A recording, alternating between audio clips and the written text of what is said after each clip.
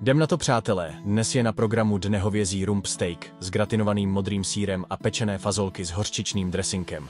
Troubu nahřejeme na 190 stupňů, fazolky rozložíme do zapékací mísy a pečeme na 15 až 18 minut.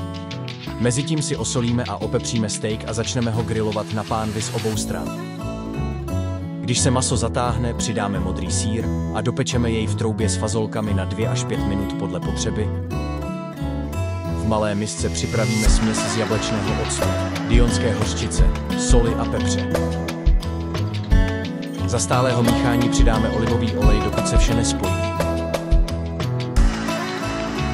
Do upečených fazolek vmícháme hotový hořčičný dressing a přidáme jarní cibulku a čerstvou petržel. Vytvořenou směs důkladně promícháme a následně odpočinutý steak si nafilirujeme dle libosti. Poté, co si steak naporcujeme, již můžeme hotové jídlo s radostí servírovat. S bramborami, rýží nebo s čímkoliv, co vám vyhovuje. Získáváme kvalitní nutričně vyvážené jídlo. Pokud vás recept zaujal, sledujte náš kanál a sdílejte mezi blízkými.